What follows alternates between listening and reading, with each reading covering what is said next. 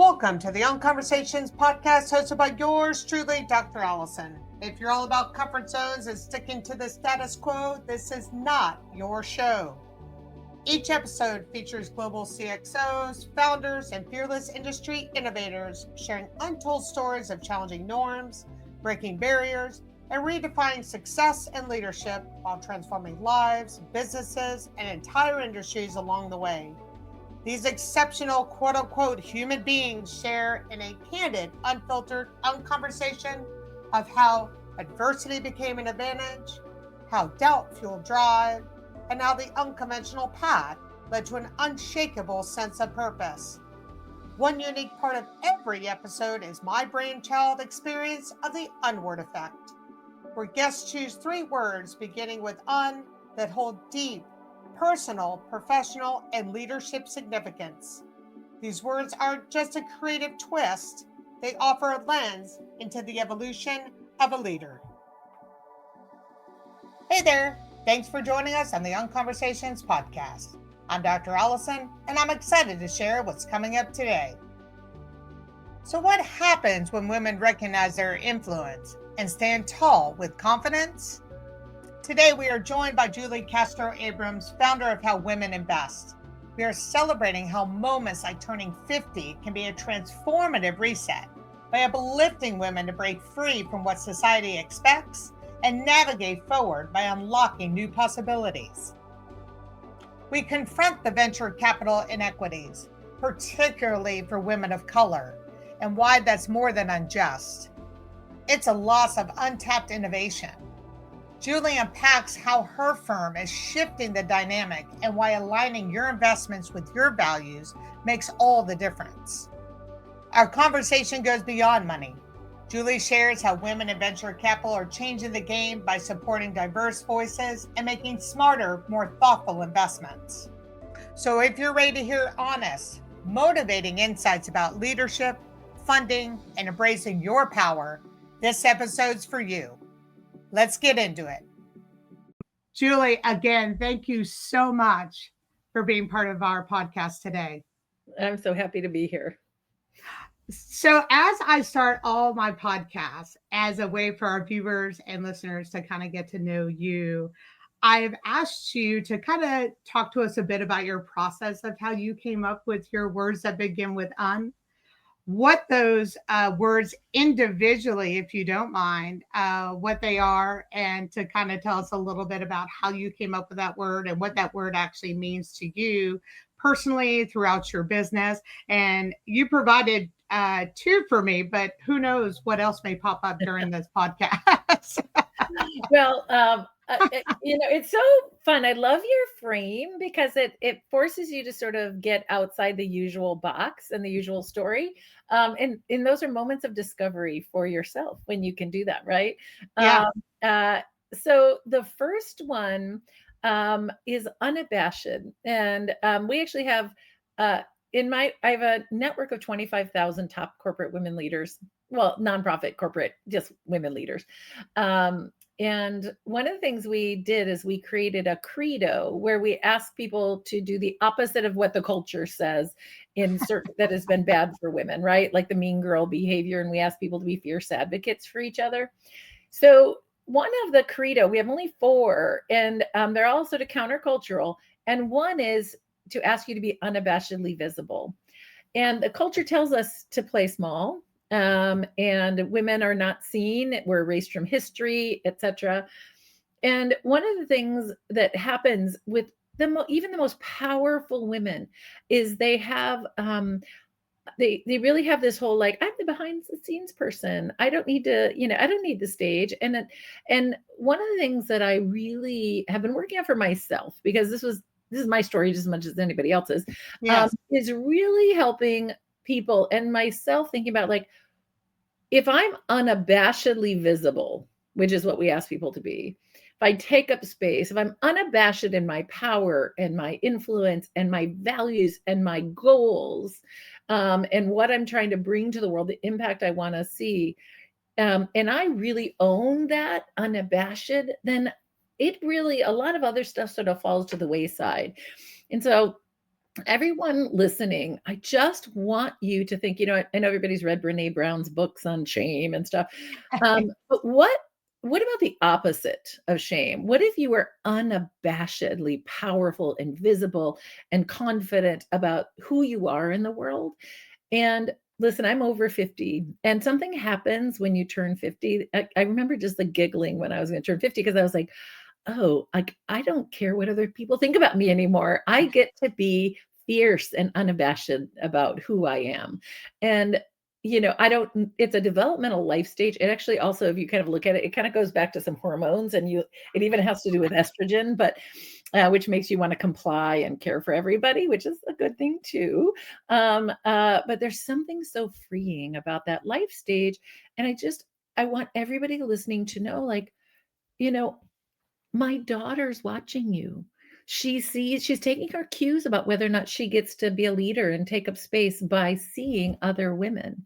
And so, just if you need to have another framework to help you get out of your head, think about the other younger women that are watching you. And what are you telling them when you hide behind, other people, if you will? So that's my Julie, first. yeah, I agree with you, and I love that because I went through my own journey when I turned 50, and that's when I decided the type of company, which is why I named it Unconvention, uh, and the type of executive coaching that I wanted to with. I work with CEOs as well as other executives, but also founders. And when you're trying to launch your business or even get in front of venture capitalists, which I look forward to us talking about through your journey, but being present in that moment and be able to take up space, and that's okay to do so. And one of my words was being unapologetic. Yeah. Yeah. And I think that's a very powerful word for people, especially women, because we're used to Oh yeah. And a apologizing for couple where days we ago, are. yeah, Yes. a couple days ago, I was coaching one of my team members. She's young and she's an introvert. And, she was presenting to our investment committee. This is our analyst. And her voice was going up at the end. And I was like, these aren't questions. These are statements. And don't have your voice go up, because then everybody else is like, oh, is this a question for me? Whether you realize it or not, you're devaluing what you're saying.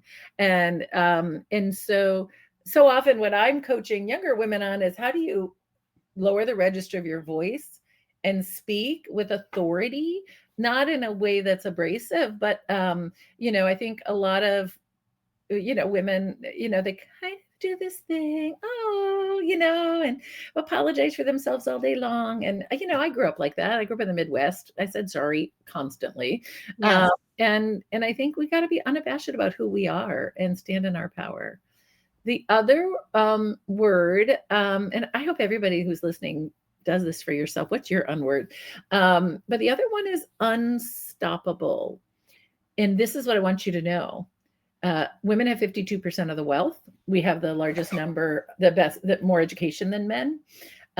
We need to know our power, and we need to actually collectively be unstoppable. If we all band together, we're unstoppable. It's when we are not, when we fall back and we shrink, that the biggest risk for our country and our daughters happens. So I hope all of you will think about the strength and the power of what we can do together. And our venture firm's a great example. So this network I have of 25,000 women, it started, I'd been a CEO of something for 12 years, and I was really tired. I was like, I'm not going to run anything again. I'm just going to consult. And for a couple of years, that's what I did. But one of the things that I really realized is I would get women together for lunch that I had known for a while. And they, my friends were starting to really run stuff, and that's what happens when you get in your 40s and 50s. All of a sudden you're like, oh, look at Allison. She's pretty powerful. I'm glad we stayed friends. But what I realized is, Did they realize that Julie was taking up space in a very positive and powerful way? it's so funny. Other people see you in ways that you wouldn't define for yourself. The mirror A friend of mine Yeah. actually wrote a book called The Mirrored Door.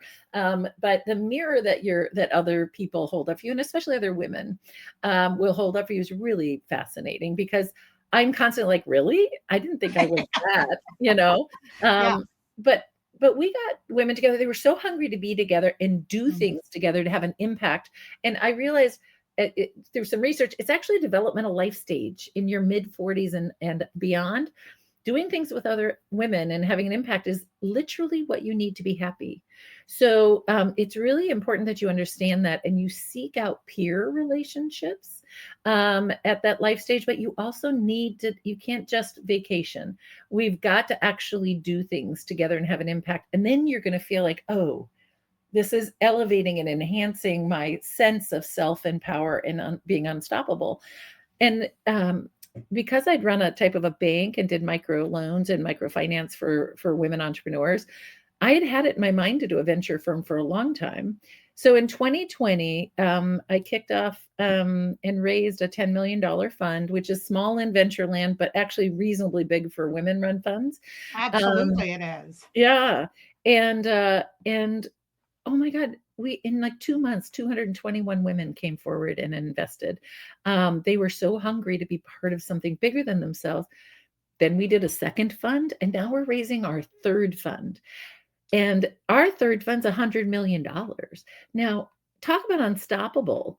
You know, the women that I am connected to through this effort are fierce and powerful and so excited about building enterprise for tomorrow so that when we look at who is running the largest tech firms in the country, it should change if we all get together. If we have 52% of the wealth and we have the most education, there's nothing stopping us. We are unstoppable. We just have to make a decision and we have to dive in. Julie, for someone that may not understand and there are people who are even running their own businesses and very successful businesses, and they may have done it in other ways than necessarily seeking for a type of venture capitalist Mhm. or some other way of getting money to be able to Yeah. advance their business. Uh-huh. So when you say you're in your third, where for those that may not really understand even how powerful your $10 million one was, that could even resonate with someone like, wow, how could I even be a part of this with currently what it is I'm doing? How would you explain that to someone?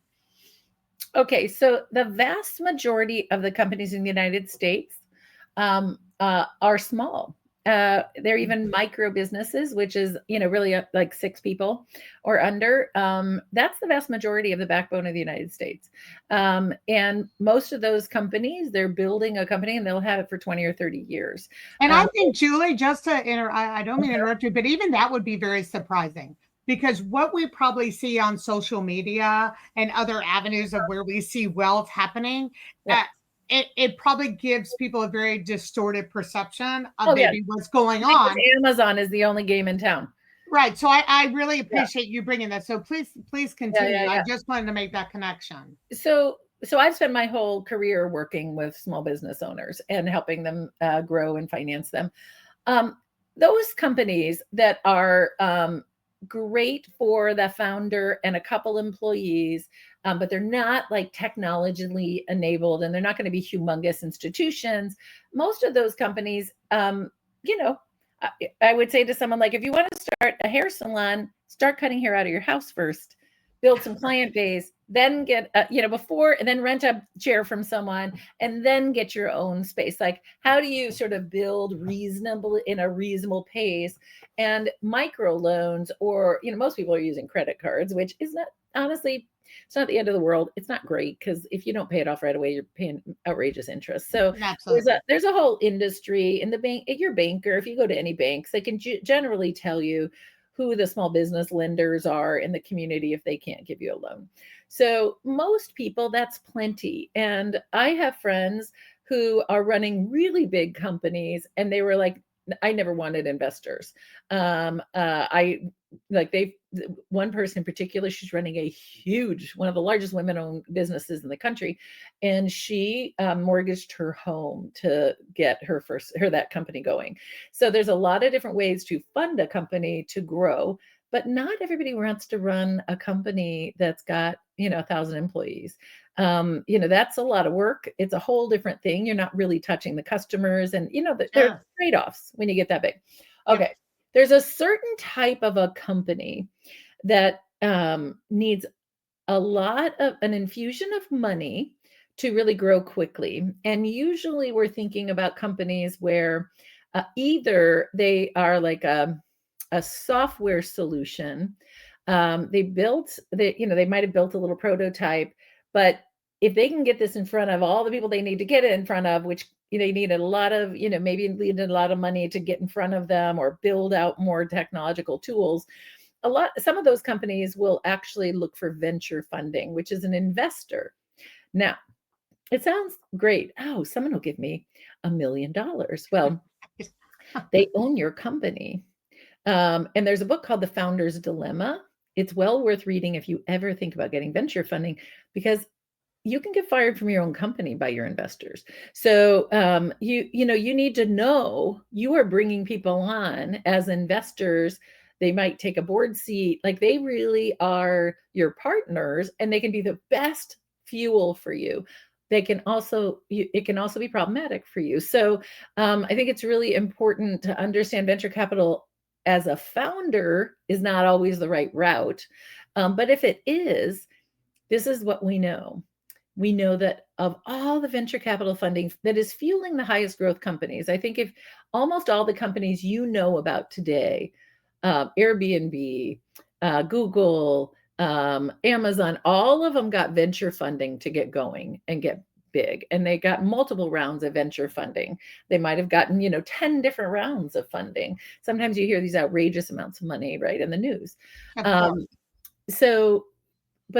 here's the rub. For the most part, women were not invited in. It's a boys' club. Only 2% of all venture capital dollars, actually less, go to companies founded by women. And even when you look at male-female teams where women are told unacceptable things like you have to have a male co-founder or you can't get funding, might even be real and true in some cases. But those, even if you have male-female teams, I think the numbers dipped last year and we're under 20%. So 80% of all venture funding goes to companies with only male founders. And that's not good. It's not good because the innovation that women come up with is then being missed. And we're not fueling the solutions for you and me, whether it's healthcare solutions or like I just saw pitches this morning. There was a solution for aging parents that are depressed. Yes. There's all kinds of stuff that we know viscerally we need a solution for, and men are not necessarily those primary engagers with those issues. So, Julie, I also have a question in regards to that. We know that DEI programs are in companies sort of under attack. And in regards to, you speak of just women, that is such a small percentage. What do you see happening with diverse companies and diverse owners? And how do you feel your company is able to support and kind of send this message out in supporting all types of women-owned businesses, especially that are looking for seed money in some sort of fashion? Well, 2% of all venture funding goes to companies founded by women is horrible. And if you're a Black woman, if you're Latina, the numbers are just minuscule. And I'm going to just say right now, I think we want to be really careful. We don't ever say, oh, well, white women get more than... No women are getting money. Let's not even talk about that part of it. Yeah. That said, my philosophy is to center women of color It's sort of like center the people who are the most marginalized and not generally centered. And as a result, 75% of my board members are women of color. My entire investment deal team are women of color. So there are some values that are showing up really powerfully for me. And as a result, 50% of the companies we invest in are companies run by founders who identify as women of color. And my investors are 50% women of color. So I think it's just really important for all of you to think about, what are your values and how can you start to evolve your investments, your activities to align with your values. That's something that most of us can't even begin to think about until our mid 40s. But how are you using your resources? And the truth is that the wealthiest people in the country, they're investing in private markets. They're investing in venture capital, but women just haven't been invited in the past. The good news is we have 300 women-run venture firms in the United States today that you could invest in. So you can find someone perfectly aligned with your values, who you really love the way they do business. No, I think that's, my next sort of follow-up question around that, it's, I look at like finding a therapist in a way. Yep. And you want to interview this person, you want to see if they're really going to understand you. You want to see if they are going to reflect who you are and who your values are, as you say. I have seen and even on LinkedIn and in other places, how would you recommend? And obviously, your organization is probably one of those very trusted resources as well. What would be some advice that you would give to those people that are trying to get into the game and don't feel like that their money or their organization is going to where they are not going to be able to trust them? What is some advice you may have around that? And have you experienced that yourself in any way, or a story that you may be able to share that could really get the listeners and viewers to go, wow, that was some great advice. I want to make sure I take that as I'm kind of going through my own process and evaluating if this is a right step for me. Yep. So when you invest in stocks, we actually did some research. Women and men invest differently. Women are more likely to invest in a mutual fund, which is in many ways a de-risked, because you have a lot of different companies in one investment. You can put, $1,000 in and you have small stakes of ownership into a lot of different companies. Men are more likely to invest in an individual stock. Now, who do you think makes more money as an investor? Women do. They're more successful investors.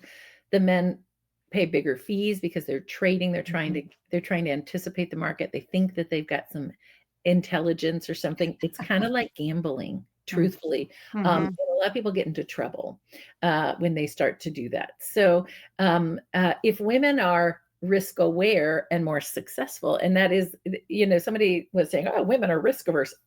No, they're not. They'll take risks, but calculated risks that are responsible.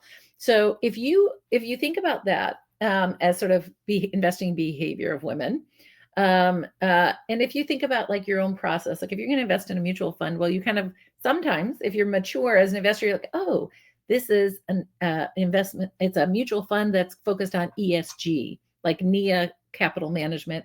NIA has an ESG product. And that's an example of one that's very values aligned, right? But you're not picking the actual companies. You're just saying, oh, I like this. I think this is going to be, and I can look at the historical performance.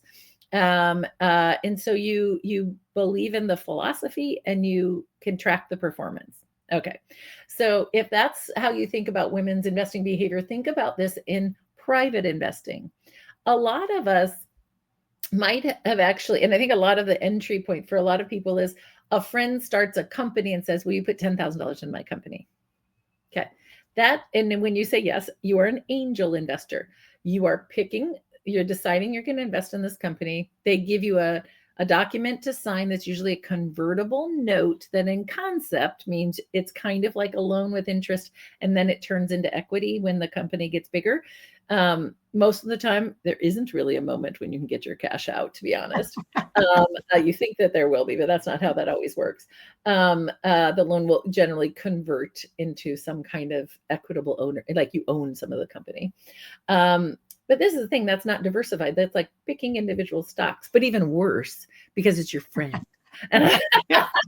So you didn't do any due diligence on that company. You didn't negotiate anything. You just were like, sure, here's $10,000 and here, let me sign your document. Your fingers crossed, right? Sometimes they'll let you in the inside and they'll let you advise them or get involved with the company, but not always. So I say that because I think it's just really important to understand that venture investing is where it's like a mutual fund, but for private investing. A professional team of people, like in my case, I've got 6 people on the deal team who will find and evaluate companies and help negotiate. We've got lawyers out the wazoo and accounting firms, etc. So you can pick a venture firm, like a mutual fund, a venture firm that's aligned with your values. And you just need to say, I like what they're doing. And they have a track record, or either the leader of the venture firm is someone who has a track record you think is good. And that is exactly how that works. People, and then you say, okay, here's my $25,000. I'm going to invest in this venture fund. And you get the legal documents and you sign it. But this is the thing. People come to me and they're like, oh, do I need to get an MBA to be able to invest in venture? It's like, no, because you're not making decisions on what companies are invested in. You are hiring essentially a professional team of people to pick a portfolio that's diverse of 10 to 20 companies where you have partial ownership in it, and your money is working towards the goals of those, all of those companies. That makes sense? Yes. So for everybody listening, get out, like, don't make it too complicated. And sometimes I'll tell you, sometimes I've got almost 600 investors in my 3 funds. Okay. Almost all professional women. And the minimum investment amount's just $25,000, and it's spread over 4 years. So it's like $6,250 a year. But by intent, it's very accessible to most professional women. Most professional women can pretty easily do that. But if someone starts asking me tons of questions and having a lot of anxiety, truthfully, I just say to them, I don't think this is right for you, because I don't want their anxiety in my, that's too much. If I have 600 people that all have anxiety and are stressing out about their $6,000 or whatever, right? It's like, no.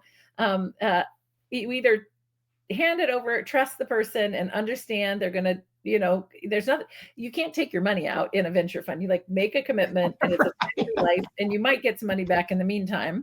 But you don't always. So it's very funny. Sometimes people, like somebody unfortunately died, and her husband wrote me, and and he said, oh, can I just get the money out? And I was like, it doesn't really work that way. It's not like, yeah, but we already gave you 24% back of, because we had a couple sales, but you're gonna have to wait. So yeah. But Jen, thank you for that. That is great, and that is extremely helpful information. And I'm glad that you brought that up, because it's really about what you feel you can handle. Yeah. Because to someone, $6,000 could really be a lot, yeah. And even if that's even 3,000 can be a lot. So the fun part about all this is there's something for everybody. Yeah. But a certain opportunity may not be right for you. And I think that's really important to really make that distinction. And yeah. So if you need to be able to get the money out in 6 months, or if it stresses you out to make the investment, don't do it. Because these are venture investments. You're investing in a company that's going to grow and then sell. It's not like the stock market where, well, there are some exceptions, but where you could put your money in and out, right? And so you need to be ready to let this money go do its work. And then the modeling generally in venture is you get your money back, and then plus 3 to 5 times what you invested. So let's say you put in $100,000, and you can use retirement funds, you can use donor advised funds, or you can use cash, right?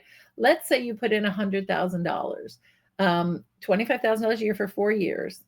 Once the companies sell, the modeling, which, sometimes it works out, sometimes better, worse, you can't count on it, shows that you'll get $300,000 to $500,000 in net profits, net earnings from that investment. So that's not that's huge returns compared to anything you'd see in the stock market, where, over 10 years, maybe you would get, 50% above what you invested, maybe a little more, but yeah, this is how wealthy people make real money in this country. And, you want diversification. You don't put all your retirement funds in a venture fund. Now, a lot of us have some kind of financial advisor, and the financial advisor usually don't have, they're disincentivized. Maybe there's an unword related to that. They're disincentivized to actually help you move money outside of their. I did a podcast, Julie, and the title of it was "The Unfiltered Truth About Wealth." So I think you're about to add a little bit to that title. So please continue. Yeah, well, I mean, the truth is, you have to understand people's motivation.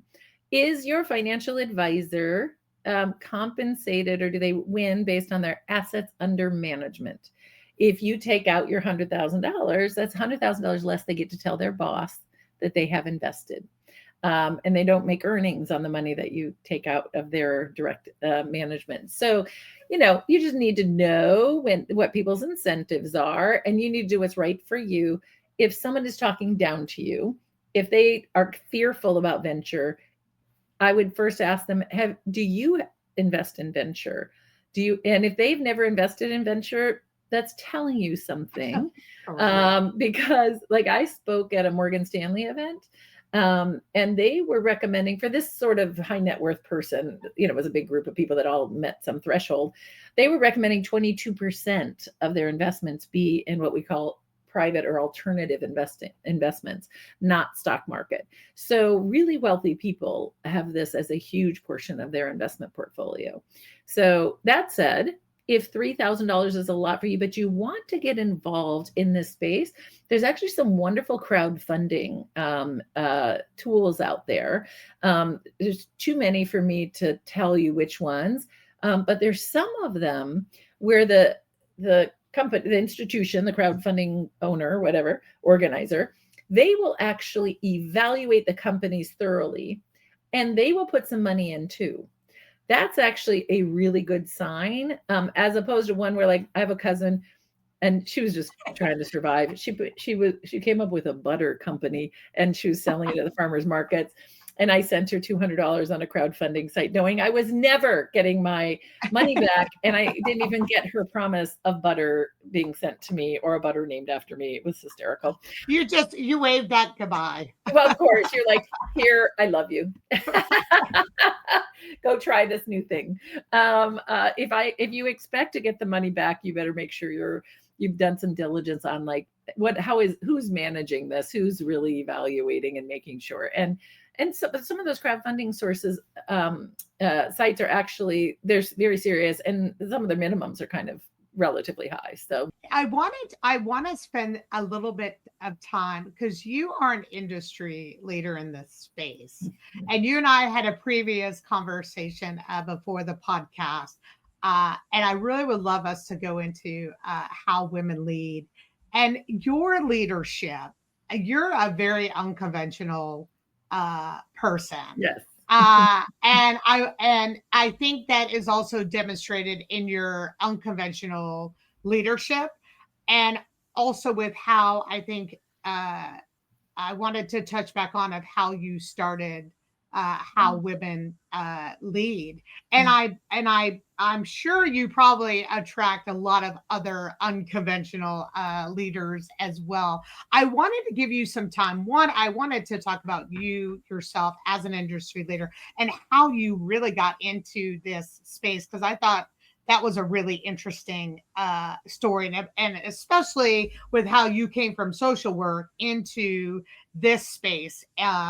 And speaking of people in social work who don't make a lot of money, and I lived in California for quite some time and started out with social work, and that is you're going in that for the love of people, the love of families. You're certainly not going into that space to make it rich at all. So Well, I mean, first, when you talk about leadership, I just first say I was a beneficiary of Title IX. I was a girl athlete. I swam at Northwestern for a hot minute until I decided I needed to party. So, there's that. But I think there's the data is very clear. Girls should be in sports because it is really and boys, it's so good for their development as leaders. And the other thing that I working as a team and emerging leaders, and to be able absolutely to agree set with goals you. and fail and not give up and keep resetting goals like that. There's the lessons in sports are just huge. And I remember my 20s, every time I had a new leadership challenge, I would really literally dream in the middle of the night about diving off the starting blocks and doing dolphin kick under the water. It was that explosion of power. And so I do think that foundational part of my experience in the world is really important. And I had the very good fortune of growing up with a good education, and I went to Northwestern. And I thought I was going to be a physical therapist, because what do you do when you're an athlete? You have to go to a physical therapist because something hurts. And when I got to Northwestern, I actually was like, had this aha moment. I was like, oh my God, like my values needed to evolve. Like I grew up Catholic, I guess, in my family of origin, and I thought I was anti-choice. And I got to Northwestern, I got slapped around by some people, and I was like, wait, this is terrible. Why, people should be able to figure out what they need to do for themselves, right? So I remember just at Northwestern, I evolved so much. And I also met people from all different backgrounds and walks of life. I'd grown up in just like a very white community. Being Catholic was diverse. All the Protestants thought we had too many family members. So I decided at that time I wanted to work on social justice. So my degree was actually human development and social policy for my undergrad. And really understanding what makes people tick and what policies work. It's kind of funny, that was in the 80s, and a lot of it is been anyway. And I then went to University of Chicago for graduate school. And it was in social service administration. And I took a bunch of courses at the business school. I think I thought I wanted to be a clinical psychologist, social worker, do clinical work, but I really realized I personally need to meet leadership goals. I need reinforcement that I'm making a difference in the world. So you learn all this stuff about you. And I created a framework for myself of a strengths-based approach to poverty alleviation, where anybody who sort of has, our self-definition has a huge impact on our own, that being on our own psyche, our own interpretation and how others interpret us. Exactly. Yes. Yeah. And so frankly, being optimistic is one of the definitions of a leader generally. But the other thing is it impacts how other people respond to you, and that becomes a reinforcing loop, right? So if I'm a woman who's been sex trafficked or in a violent, life experience at home, and I start my own company and I define myself as the CEO, it changes how everybody reacts to me. Some relationships flow by the wayside because they're getting benefit from you being under them, if you will. But of course. So I think that for all of us, this is really, to me, it's very powerful if you're trying to do change with people and work on people's justice and people being able to heal in the world. But every single one of us needs to remember the people around you and the reinforcement you get from the people around you is absolutely paramount. The data. And I think, Julie, to pay attention to that. Yeah. And you may choose to make excuses of how someone treated you at the beginning. But if it happens again, and then happens again, those are our cues that we're really being blessed to be given over and over to go, whoa, maybe I really do need to pay attention to that. So I'm happy you brought that up. Thank you. Yeah, so I helped over 6,000 women start their own businesses and did microloans for them. That was sort of one of the biggest chunks of my career. I did it for 12 years. I had a team of over 100 people. It was very powerful, impactful, and the largest in the United States. But I was exhausted when I was done with that, and I thought I wasn't going to run anything again. What were some of your cues that you were feeling exhausted? Because I think that's another important uh, thing to pay attention to, is realizing that within yourself you're exhausted. What what does that mean? What were those signs? Because then that seemed to transfer you into possibly starting something new. Well, and what's really the most important part of the story is taking a break and Yeah. having space. But um, people know it. Like when you're burnt out, are you're you're not as excited to get to work. Mhm. You're not excited about the future. You have, a lot of women get sick. And that certainly was part of my story. I was like, wow, why am I feeling this? My acupuncturist was like, you're living on adrenaline. You cannot keep going like this. You have to change your life or you're going to have a heart attack and die. Like Yeah. it was that serious. And she was really right. And I think what happens is most women don't really realize it, but in your mid 40s, you enter into a new developmental life stage and you need different stuff. So I didn't know this. Nobody told me. I just knew I had to take a break. And, I've been running something for 12 years. That's a long time to be the CEO. That's a long Running time. profits, you are responsible and accountable to every freaking buddy, every funder, your clients, your everybody, you owe everybody and you got to be responsive to everybody. And so, and I guess some people can probably do it longer than I can with better boundaries, but I just always wanted to do the right thing and step up and meet every challenge. So what I needed is to take time and really heal and figure out how do I want to architect my life so I'm not living on adrenaline. So I'm actually getting up every day super excited with creative energy, and I'm getting refueled on a regular basis. And so that happens for a lot of us. And we also sort of say, I refuse to work in this type of environment or with this kind of people. The other thing that we know is in that life stage, it is really important that you find, and in fact, it's the path to happiness. You need to do things with other women and have an impact to be happy. So what I started to see is when all my friends were getting really powerful, starting to run the world. And I brought people together for a lunch. Someone had written a book on the neuroscience of teams. And I thought, okay. And she asked me to, she's like, could you put a lunch together with a bunch of corporate women?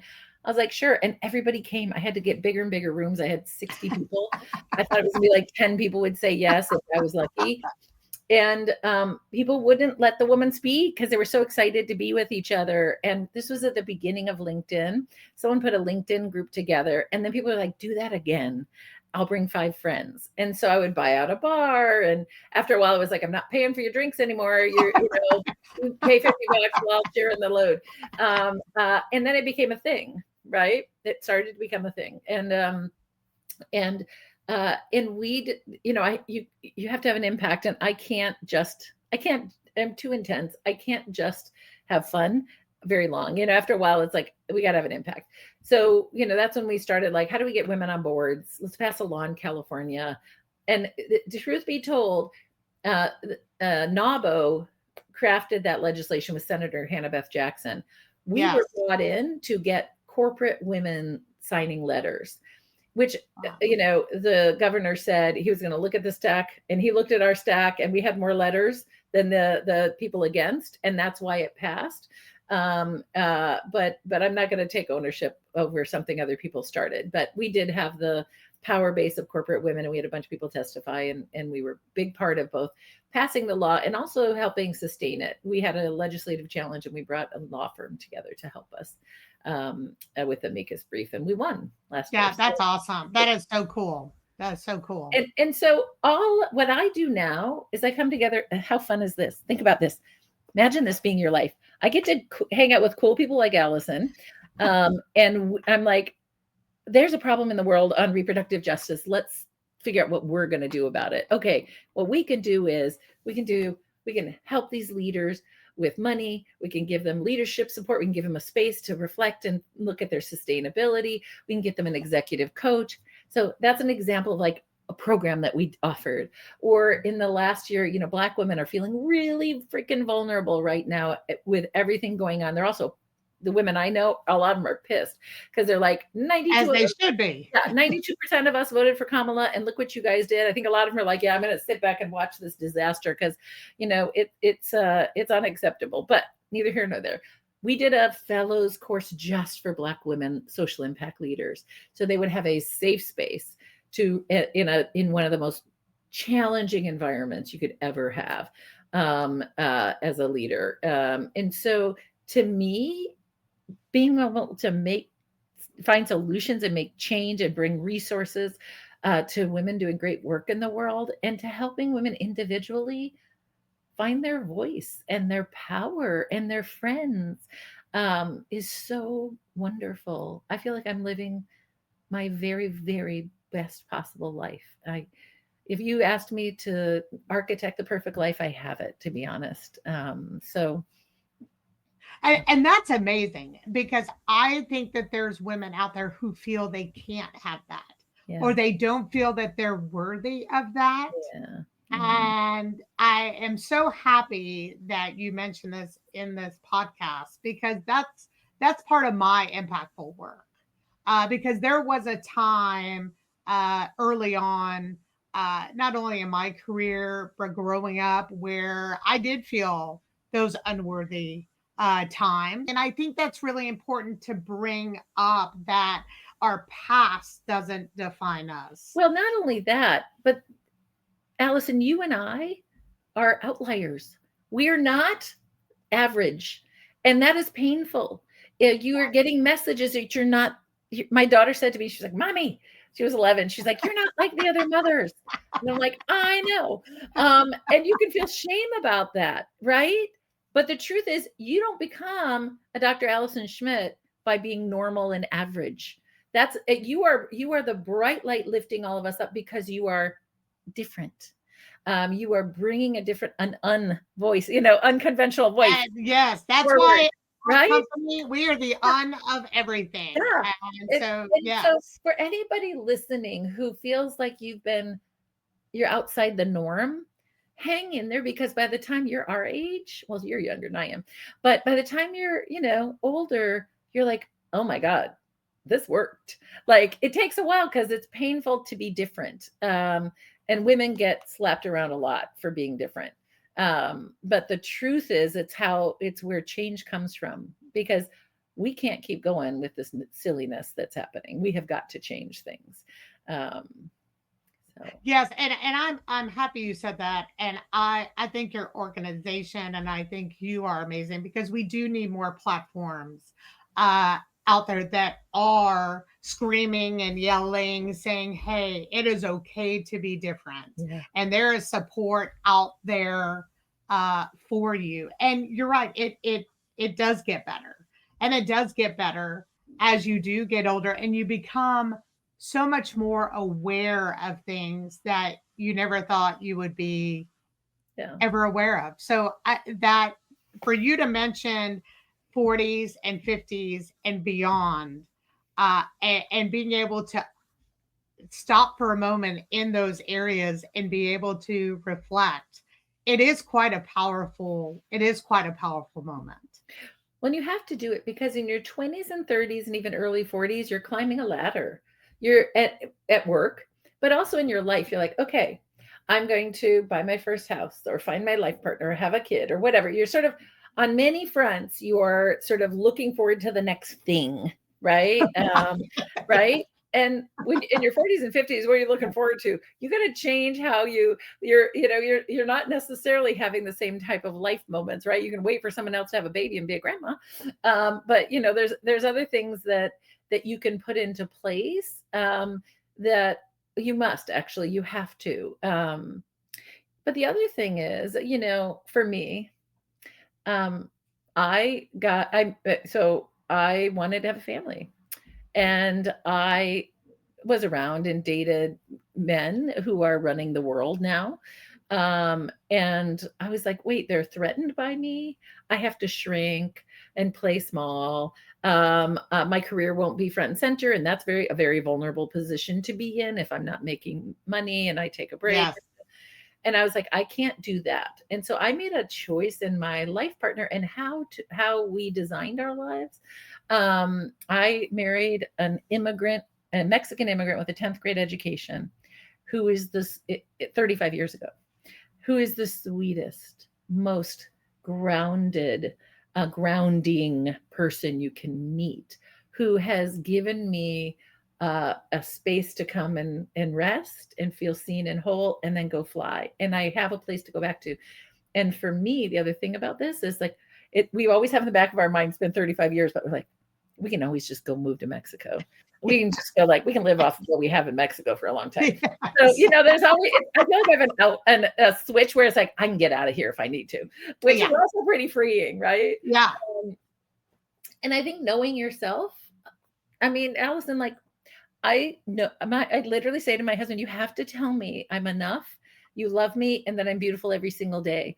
I need it. I'm sorry. If, for a long time he was like, I don't have to tell you. I'll just show you. I was like, no, you actually have to tell me. I want to hear the words.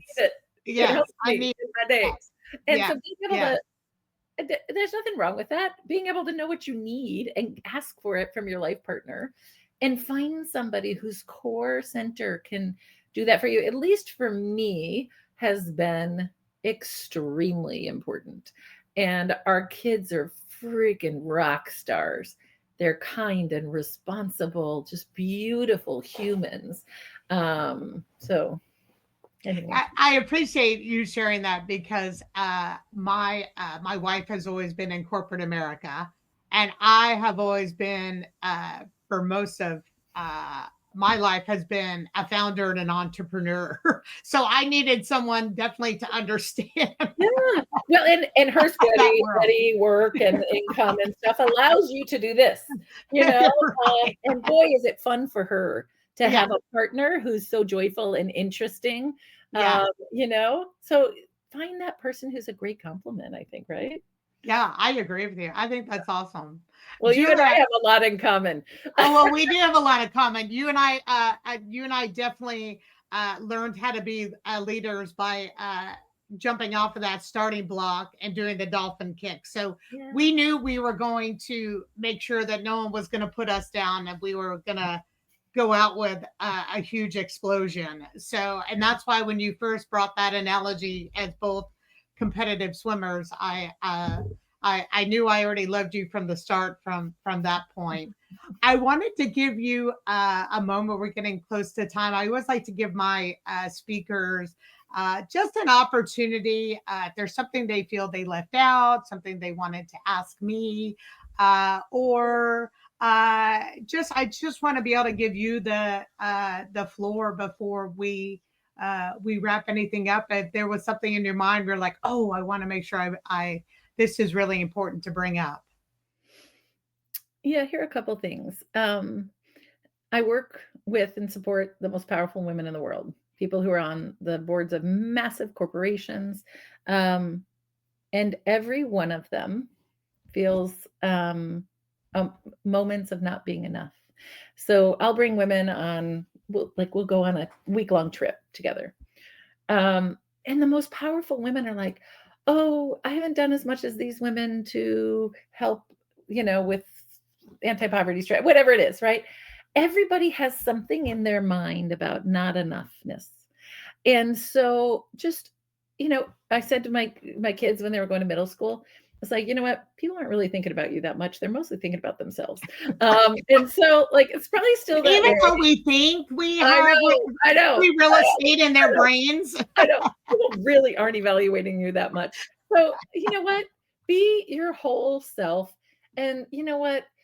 It's part of the human nature to watch other people and grow and evolve because we're learning from them. I'm learning from you right now.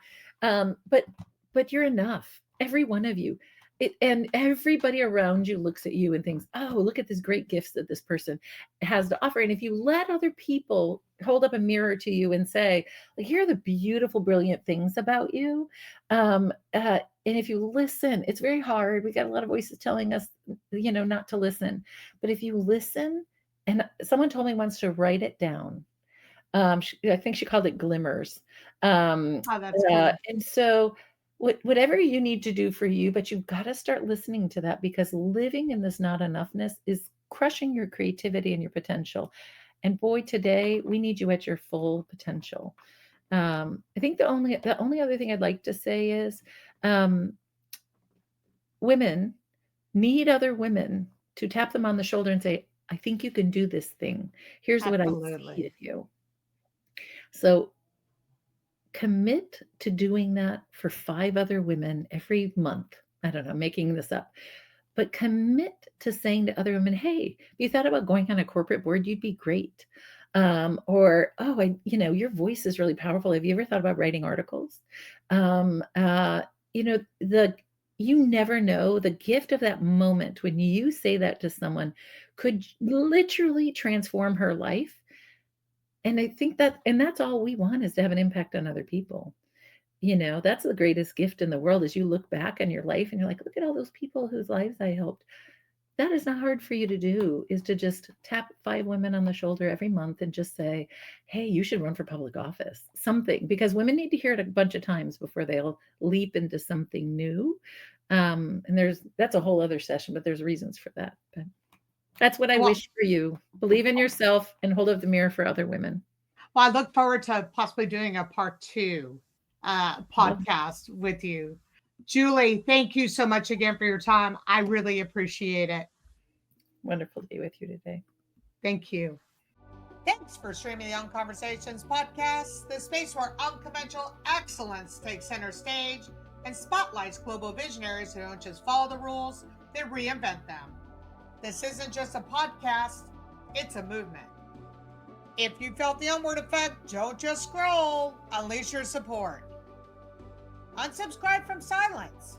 Hit that follow, drop a like, and leave a comment to keep the Young Conversations going and amplifying the voices that are shaping the future. Looking for our podcast? Don't worry, it's all in the show's description. Tune in to the next episode of Unconversations, where we unmute the truth and uncover the unexpected.